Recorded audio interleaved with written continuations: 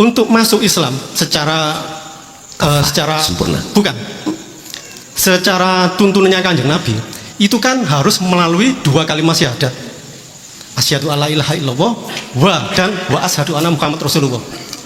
Dalam pelajaran Sirul Asror kok lebih menekankan tentang Gusti Allah, tentang Gustinya. Lah, Muhammad Rasulullah ini di mana?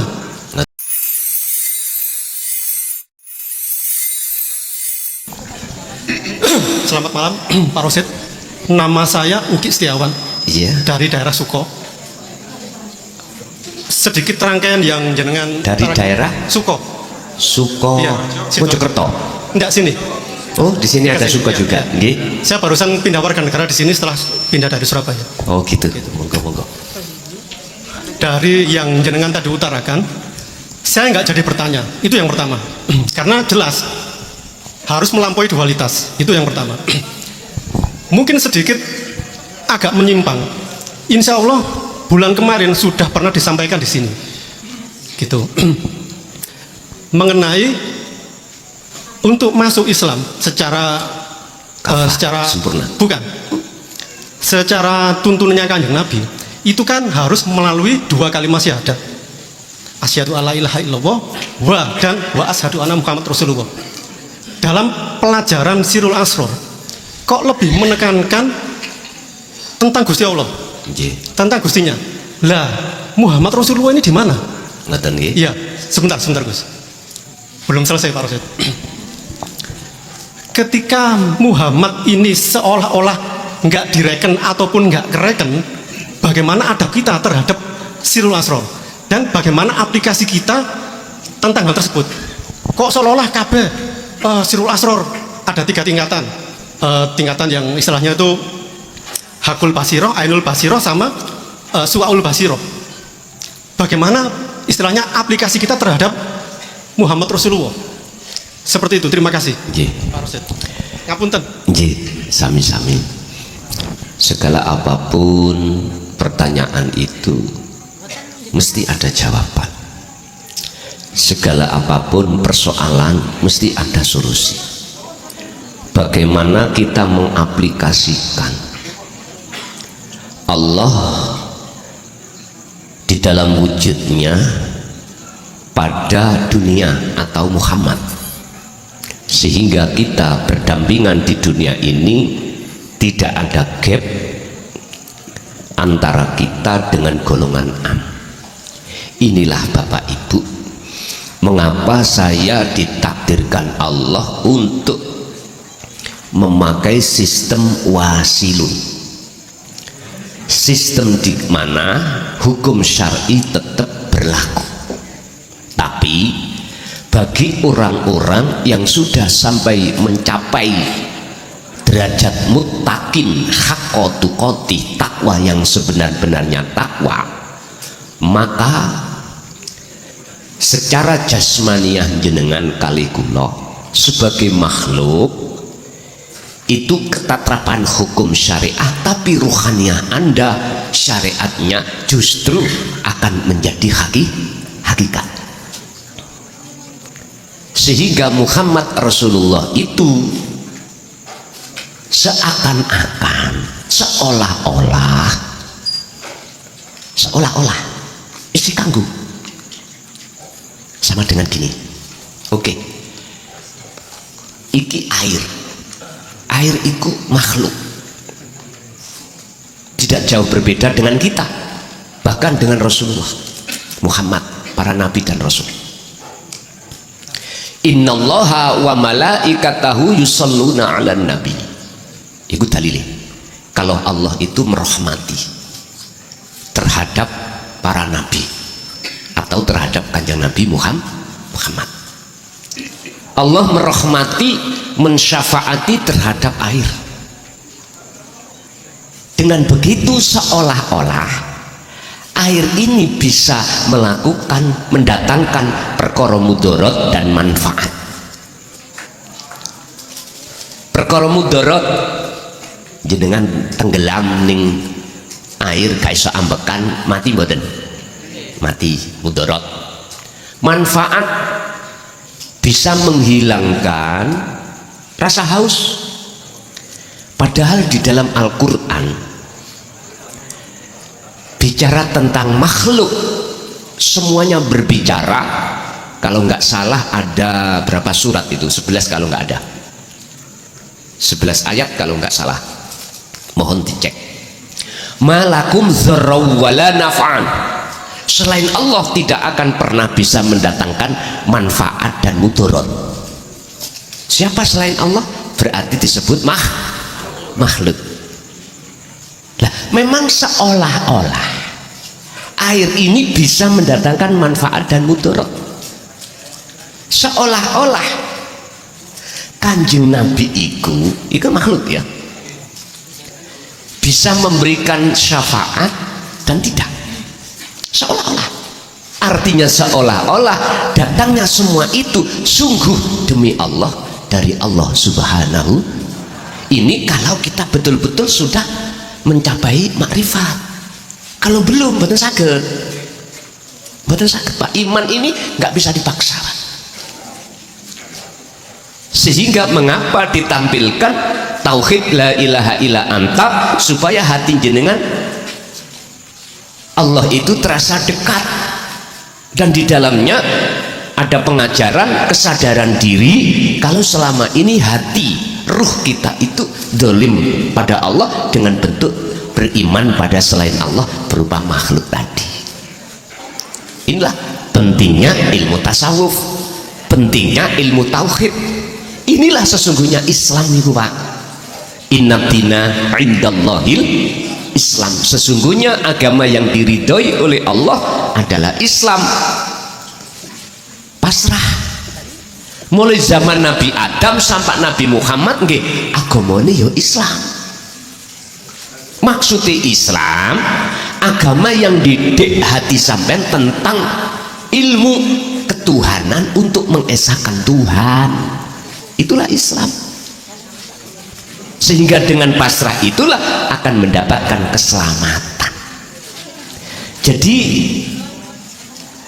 mohon maaf, sebetulnya itu hukum hakikat itu diaplikasikan di tengah-tengah hukum syariat, sehingga bentuk kolaborasi antara hukum syariat dengan hakikat hanya bisa berdampingan dan dilaksanakan ketika jenengan kali kula memakai sistem wasilun. Nah, dan ada dua sistem, wasilun dengan majedubun. Kalau majedubun wis ainu reken you, nah ngaten, dadi wis gak ngereken hukum-hukum wong liya. Dia secara fisik tinggalkan seluruh kegiatan-kegiatan yang di tengah masyarakat. Wis mau gembul bojo, mau gembul anak, mau gembul konco, wis ora nyambut gawe, bendina gembul garangan. Ngoten, paham nggih? Pun niku bentuk aplikasinya, sehingga letak Muhammadnya bagi hati beliau yang sudah bersirul asrar itu fana, imannya murni, ketauhidannya pada Allah. Inilah yang namanya esa. Walaupun secara dohir Muhammad makhluk itu dilihat dari kacamata syariat masih berlaku. Ringkesi ngeten Pak, kita melakukan apapun secara dohir, orang umum mengatakan kita yang melakukan, tapi hati jenengan sudah tidak lagi mengakui kalau jenengan yang bisa melakukan. Tapi siapa? Allah. Wujudnya dalam diri jenengan itulah hidup yang bisa melakukan. Sehingga sistem orang Jawa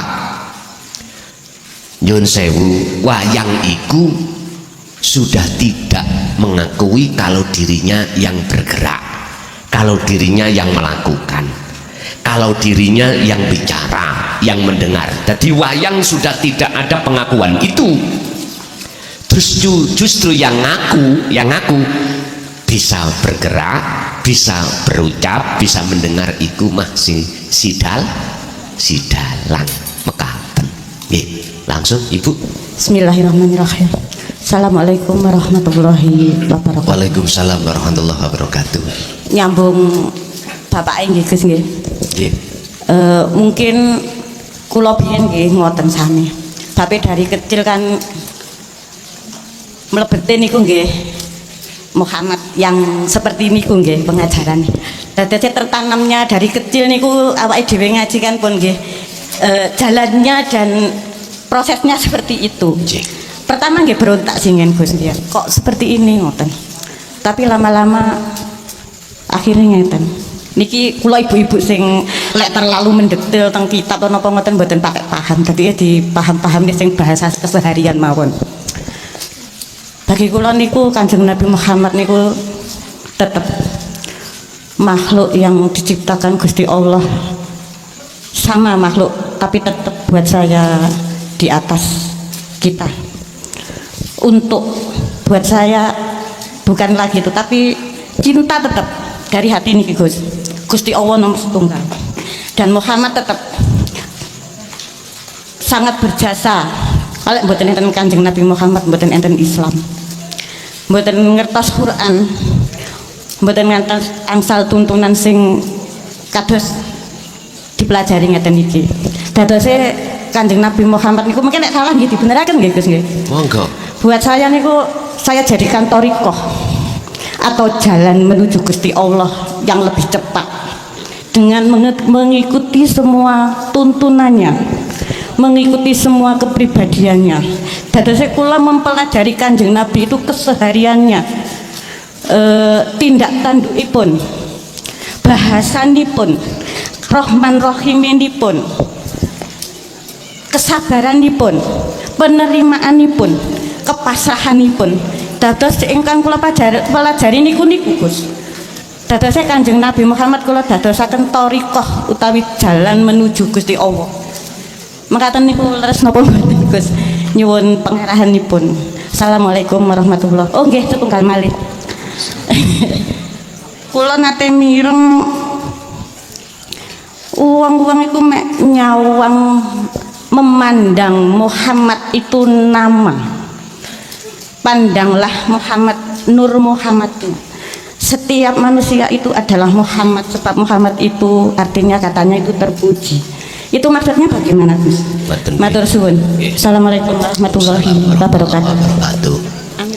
Saya yakin yang hadir sedoyo semua yang di sini atau yang di luar lagi mendengarkan, proses sejarahnya tidak jauh berbeda, nggak jauh berbeda.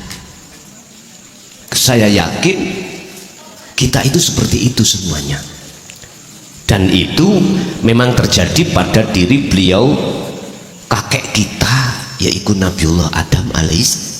Itulah proses innalillahi. Lah proses wa inna ilaihi rajiun itu kan manusia ada dua golongan. Ada wa inna ilaihi rajiun ketika betul-betul secara fisik syariat mati, ada yang belum. Kanjeng Nabi Adam ikuti tangkleti Gusti Allah. Perbedaan antarane ana ning surga ambek ana ning donya, enak endi Dam? Otomatis jawab enak di surga. Lah kuwi kepingin isok bali nang negeri asalmu to Dam? Injih Gusti. Fatalaqa Adamu mir rabbih kalimatin fataba alaihi.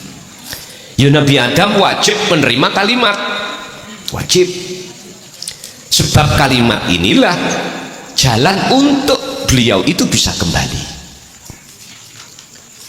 Apa itu yang disebut kalimat? Adalah wahyu Allah. Apa yang dimaksud wahyu Allah? Qad tabayyana rusdu minal ghoi.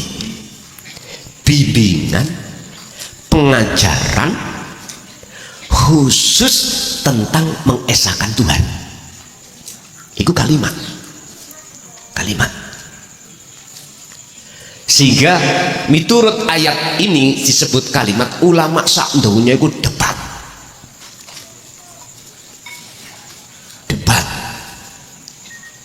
yang bisa menemukan satu jawaban tentang kalimat ternyata adalah ulama-ulama yang sudah di akhirat baru bisa menjawab. Ternyata kalimat itu adalah wahyu. Wahyu ini khusus menyadarkan hati kita kalau hati kita ketika lalai pada Allah itu maksiat.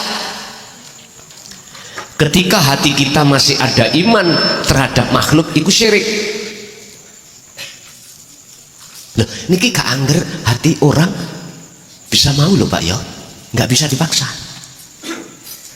Kita sejak kecil memang mengapa diturut zona zaman kita, masa kita harus ditarbiyah syariah, karena itu modal secara jasmani, modal secara jasmani.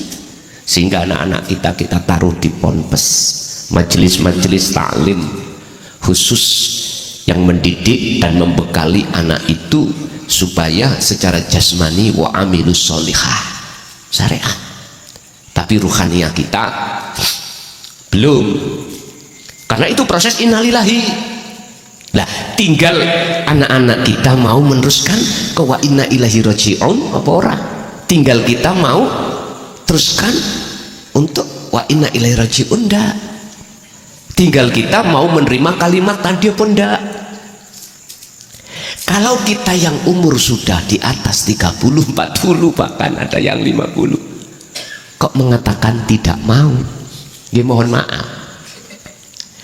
Apakah kita menunggu qad khasiral ladzina kadzdzabu biliqa'illah hatta idza ja'athumus sa'atu baghtatan, ketika perkara yang mengagetkan datang, apa menunggu itu kematian? Kalau menunggu kematian, bagaimana Allah jawab? Qad khasira, teman-teman rugi, teman-teman sengsara sapa alladzina wong akeh. Qad khasira alladzina kafaru biliqa'illah, sungguh sengsara bagi kita yang ingkar, tidak mau untuk bertemu Allah.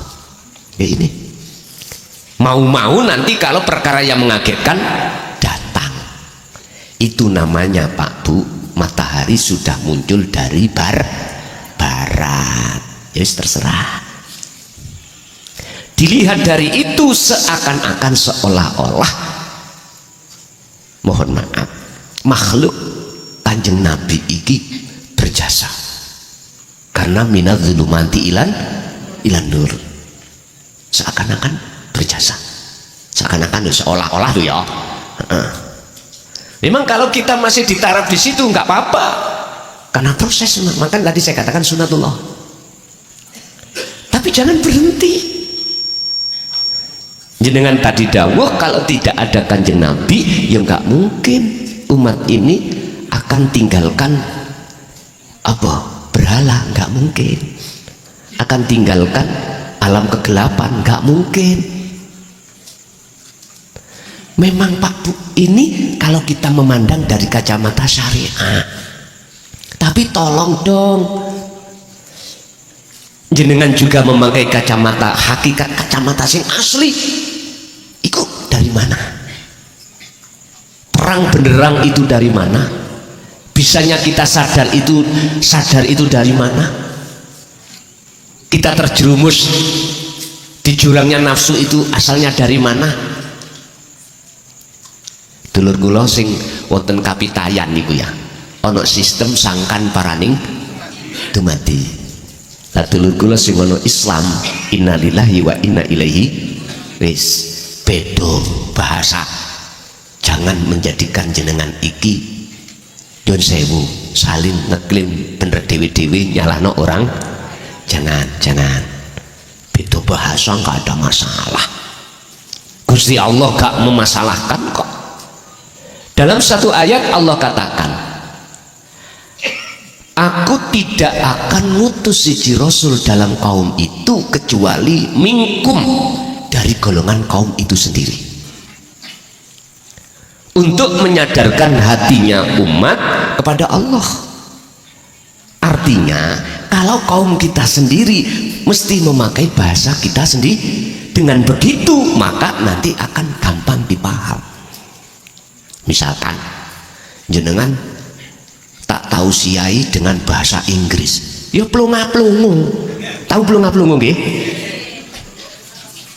Tidak bisa ya dengan bahasa kaum kita. Allah akan mengutus utusannya itu minkum, dari golongan kita, golongan kaum, berarti memakai bahasa itu. Bapak Ibu hadirin jamaah rahimakumullah, Ibu gak salah Bu, karena itu proses setiap diri manusia. Cuman biar kita itu tidak hanya memakai kacamata sisi yang satu, seolah-olah pakailah kacamata yang asli juga. Asli nih kabehku sopo yo lah gitu loh, songkon dio ya, ingat Allahu khalaqakum, lah inilah hukum syariat Allah, sesungguhnya utawi Allah itu yang menciptakan seluruh makhluk. Tapi jangan berhenti ayatnya, wama tak malu, dan apapun yang timbul dan muncul dalam diri manusia seolah-olah dari manusia tapi aslinya dari Allah. Intinya jenengan kali kula bisanya kesini karena digerakkan Allah bisa sampai kesini. Nek nemen notoki dengan jenengan makom akad jam'i wis gak gelem ngomong manungso ati wah Allah kabeh ning ati lho ya wah Allah. Dadi wis ngomong nih sing asli Allah iki lho, asline Allah iku sing di asli wis gak ngomong lawannya asli kok apa? Mboten palsu. Mitasi. Kawi lah. Nggih kawi. Jadi ono kawi, ono asli lah. Dua kacamata ini selalu beliau pegang yang melewati jalur wasilun seperti itu. Wis yang kedua, masalah disuruh melihat Nur Muhammad. Pun ya. Saat niki kula tulis mawon ben kaget yo kaget karepmu. Di dalam diri ruh, katakan ruh di makhluk itu ada rasa itu iman yang sudah ihsan. Di dalam rasa itu ada cahaya. Ini maksudnya adalah nur ma'rifat. Di dalam nur ma'rifat itu ada urip sing dikarepno Allah. Ini proses. Jikalau kau ingin wa inna ilaihi rajiun, roh ini harus kenal rasa, harus mendandani iman yang benar yang disebut ihsan. Ini harus punya wasilah, harus punya tali langsung roh datang Allah. Setelah beliau ini sudah megang wasilah, wajahidu fi sabilihi, dan dia berjalan ngambah dalan menuju datang Allah dengan bentuk dia itu selalu berzikir, maka akan muncullah nur makrifat. Disinilah yang disebut sebagai Nur Muhammad.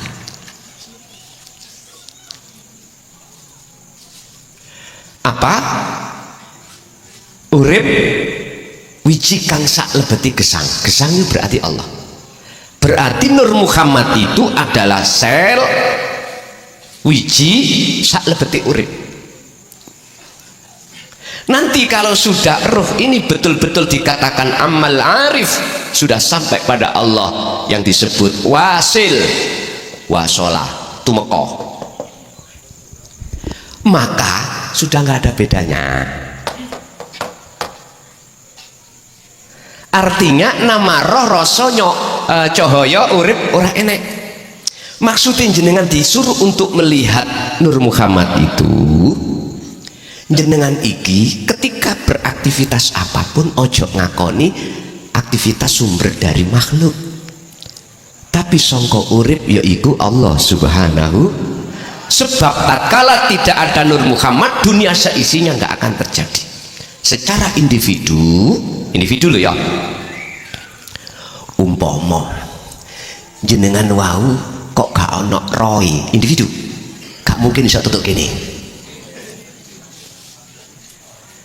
Ini kalau jenengan sudah di akad mengatakan ruh bukan makhluk, itu nggak ada masalah. Tapi Anda akan bermasalah kalau belum di akad. Itu bermasalah. Sebab makhluk itu ya, roh itu dudu Allah. Allah ya bila ruhin. Tapi mengapa ada ayat yang mengatakan wa nafakhtu dan kutiupkan rohku? Orang nggak mikir. Kalau proses wa inna ilaihi rajiun sangkan paraning dumati ini penting. Orang nggak paham. Kalau kita lekas kembali kepada Allah itu paling penting banget. Wabtaghi fima atakallah darul akhirah.